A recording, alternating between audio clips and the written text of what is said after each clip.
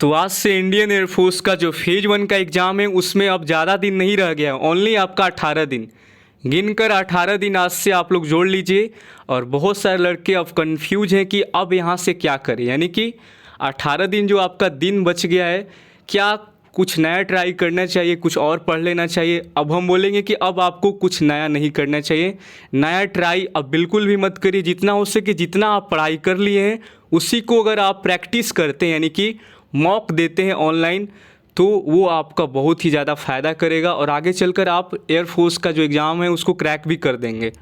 क्योंकि आप जितना पढ़ लिए, अगर आप उसका अगर प्रैक्टिस करके स्कोर चेक कर लेंगे कि अगर इतना पढ़े तो मेरा इतना स्कोर आ रहा है, तब तो मैं बेहतर स्थिति में हूँ। इसीलिए हम आपको बोल रहे हैं कि आप जितना पढ़ाई कर लिए उसको वहीं तक रहने दीजिए। अब जितना हो सके आप मॉक टेस्ट दीजिए, और जहाँ पर आपको लग रहा है कि स्कोर कम आ रहा है, जैसे कि इंग्लिश में आपका स्कोर कम जा रहा है, तो इस इंग्लिश में देखिए कहाँ पर स्कोर मेरा कम हो रहा है, किस एरिया में हमको कमी महसूस हो रहा है। अब उसको थोड़ा बहुत आप बूस्टअप करने की कोशिश कर सकते हैं, मतलब कि रैंक आने के बाद स्कोर चेक करने के बाद अपना देख सकते हैं। तो उस एरिया में आपको फोकस करना है जहाँ पर आपका थोड़ा बहुत कमी लग रहा है। ओके, तो मॉक टेस्ट आपका काफ़ी ज़्यादा इम्पोर्टेंट है अब इस फेज़ में आपका, क्योंकि अब ये टाइम आपका नया ट्राई करने के लिए नहीं है। यहाँ पर आप जितना हो सके प्रैक्टिस, लगातार प्रैक्टिस यहाँ पर आपका काम आएगा।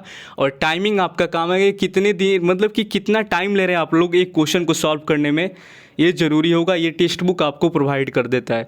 तो लिंक डिस्क्रिप्शन में ऐप का डाल दी है और कोड भी होगा, उसको आप अप्लाई करके ओनली आपको 1 महीने का लेना है, ज़्यादा नहीं, पैसा ज़्यादा खर्च नहीं करना है। बस 135 रुपये आप लोग का लगेगा, कोड और डाल दीजिएगा तो, और ख़रीद कर आपको मॉक मार लेना है। ओके, क्योंकि देखिए क्या है कि बहुत सारा मॉक वाला मतलब कि ऐप है, बट वहाँ पर ज़्यादा पैसा आपसे लिया जाता है, 150 250 मतलब कि। बट यहाँ पर 1 महीने का मॉक में 135 का, वो भी आपका ज़बरदस्त एसएससी ग्रुप वाई के लिए हम बोल रहे हैं कि आपको एमटीएस वाला भी नहीं छोड़ना है, उसको भी आप मार लीजिएगा। उसमें भी देखिएगा कितना आपका आ रहा है स्कोर, क्योंकि ग्रुप वाई का लेवल कुछ आपका एसएससी टाइप का रहता है। तो आपको क्या करना है कि एसएससी वाला भी सेक्शन को मार देना है, उसी पैसा में आपका वो भी हो जाएगा। देन आपको कोस्ट गार्ड वाला भी मार देना है, वो भी हो जाएगा उसी पैसा में। अगर आप चाह रहे हैं कि नेवी वाला पिछला पेपर भी मार दे तो वो भी मार दीजिएगा। मतलब कि डिफेंस का जितना भी मॉक होगा ऑल टू ऑल आप मार सकते हैं। डिफेंस के अलावा भी मारना है तो वो भी मार सकते हैं।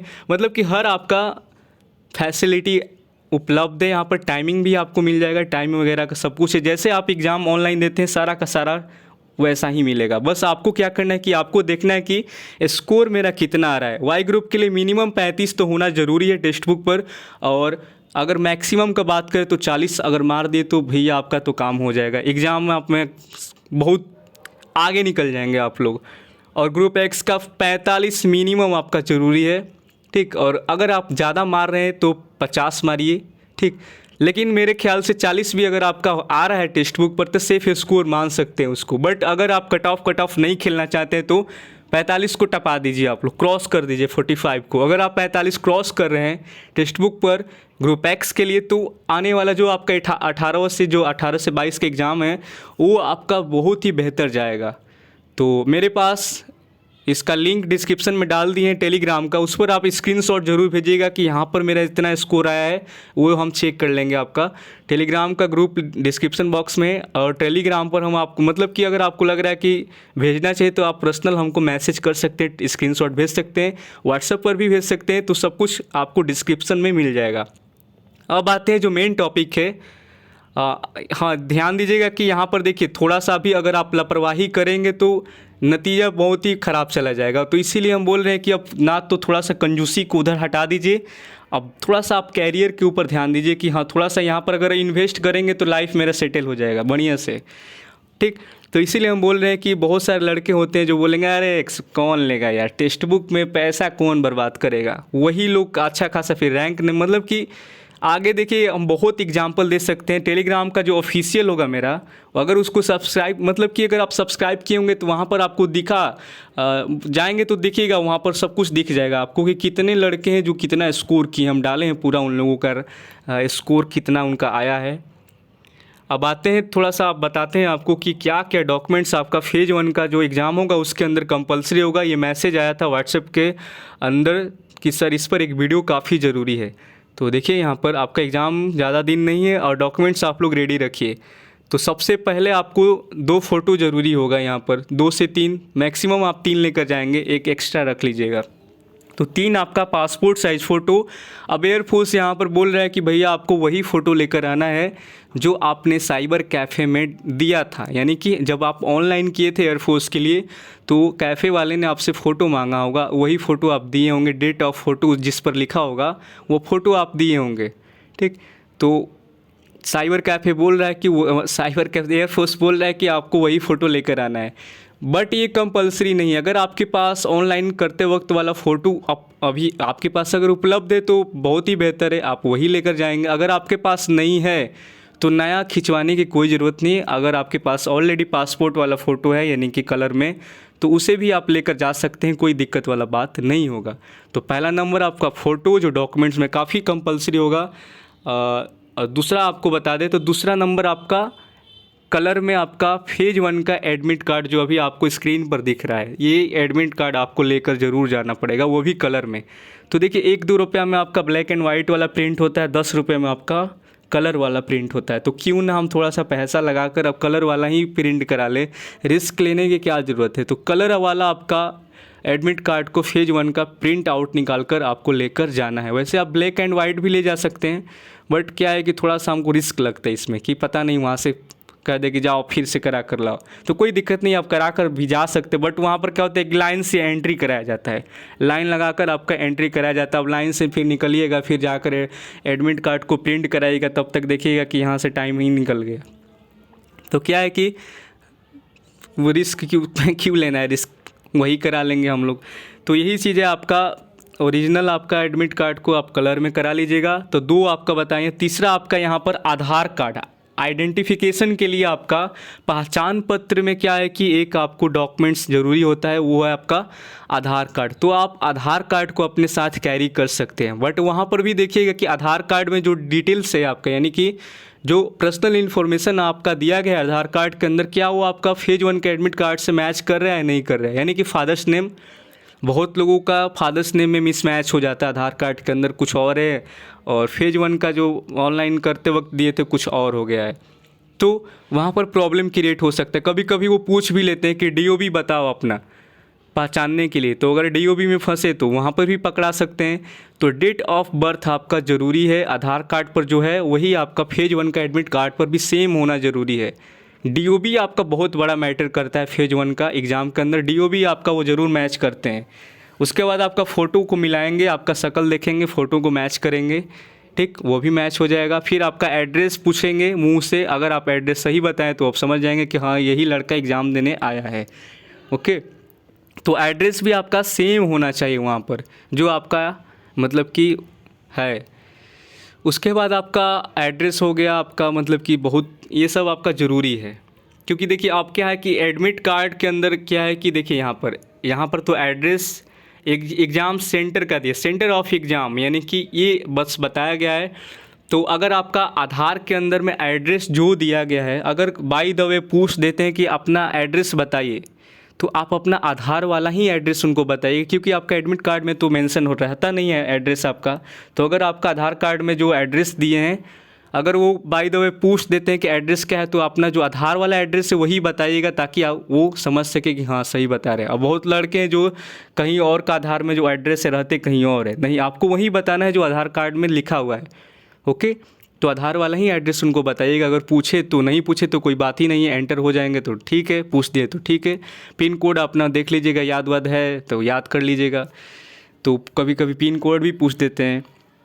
तो आधार कार्ड आपका ज़रूरी है, लेकर आप लोग चले जाइएगा। ओके, और बोला गया है नीचे यहाँ पर देखिए 6 नंबर पॉइंट में, नो ओरिजिनल और photocopy of your educational certificates are required will appearing for phase 1 test, don't bring any certificate with you. यानी कि कोई भी आपका एजुकेशनल, यानी कि कोई भी पढ़ाई लिखाई वाला आपका, जैसे कि 10th का आपका मार्कशीट वगैरह, 12th का, ये सब ज़रूरी नहीं है। ओके, बस आपका 3 ही चीज़ यहाँ पर लगता है, एक आपका आधार कार्ड, पासपोर्ट साइज़ 2-3 फ़ोटो और आपका एक ओरिजिनल जो आपका फेज 1 का एडमिट कार्ड होगा कलर में वो लगेगा, और पेन आपको लेकर जाना है, बाकी कुछ नहीं। अगर आप मोबाइल वॉच वगैरह लेकर जाते हैं, बेल्ट वगैरह ये सब लेकर जाते हैं तो ये आपको जमा कराना पड़ेगा बाहर ही, या तो वहाँ पर फैसिलिटी होगा तो वहाँ पर भी जमा हो जाएगा एग्ज़ाम सेंटर के अंदर ही, नहीं तो आप अपना प्राइवेट में किसी दुकान पर आप जमा कर सकते हैं। वहाँ पर चार्ज लेगा सब 45, 50, 20 रुपया, 20-25 रुपया लग जाता है वहाँ पर, तो वहाँ पर भी आप सेफ़ में जमा कर सकते हैं। देन एग्ज़ाम के बाद उसको फिर आप लेकर जा सकते हैं। तो ये रहता है। और ये फेज 1 का जो आपका एडमिट कार्ड होगा इसको अच्छे तरीके से घर लेकर आइएगा। जैसे कि बहुत लड़के होते हैं जो एग्ज़ाम देते हैं उनको स्कोर पता लग जाता है कि भैया अब हम तो मेरा कल्याण हो गया, सेफ़ हो गए। मतलब हर बार ये ज़रूरी है कि आपका 43 कट ऑफ जाएगा, ज़रूरी तो है नहीं। इस बार क्या, ये कोविड का मौसम था, मतलब कि सीन चला कोविड का, लड़के बैठ गए घर पर, दबा के पढ़ाई कर लिए, नंबर अच्छा खासा उठ गया, अब सबको क्वेश्चन आसानी लगने लगा। ठीक, तो इसमें क्या हुआ, कट ऑफ हाई चला गया।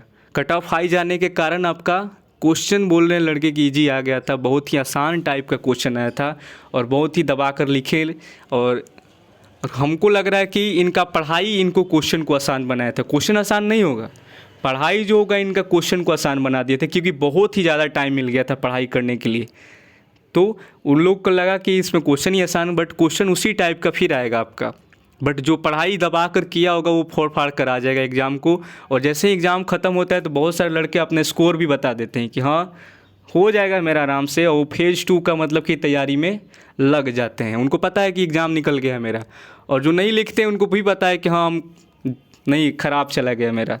तो एग्ज़ाम देने के बाद ही पता चल जाता है कि आप फेज़ 2 के लिए सेलेक्ट होंगे या बाहर चले जाएंगे। क्योंकि आपका 40 से ऊपर इस बार कट ऑफ में भी नहीं जाने वाला है आपका। ठीक है, हमको नहीं लग रहा है कि आपका 40 से ऊपर जाएगा, हर बार आपका ऐसा थोड़ी होगा। तो बट आपको अपने अंदर से क्या है कि आपको अपने तरफ से बिल्कुल तैयार रहना है कि भैया कुछ भी कट ऑफ जाए हम तो बिल्कुल सेफ ही स्कोर मारेंगे। 45 प्लस का टारगेट रखना है तो रखना है, 45 प्लस बिल्कुल आपको वहाँ पर भी मारना है। ऐसा नहीं कि बस टेक्स्ट बुक पर ही मारिएगा, 45 और 50 कम से कम वहाँ पर भी आपको मारना है। 45 प्लस का टारगेट आपका ग्रुप एक्स का एग्ज़ाम में सही रहना चाहिए। 45 प्लस एकदम बिल्कुल आप सही मारिएगा। 45-50 में मान के चलिए कि 45 आपका मिनिमम और 50 आपका मैक्सिमम, 50 तो एकदम सही रहना ही चाहिए। ओके, 50 का टारगेट बिल्कुल लेकर चलना है। 45 प्लस 50 इसी के बीच में आपका रहना चाहिए। अगर गलती भी होता है, कुछ भी होता है, तो आप हमेशा सेफ़ रहेंगे। और वाई के लिए भी वही आपका 35 और 40 के अंदर ही आपको स्कोर करना है। मैक्सिमम 40 और मिनिमम आपको 35 तो करना ही करना है, इससे कम मत करिएगा आप लोग, फिर आप गड़बड़ हो जाएगा फिर।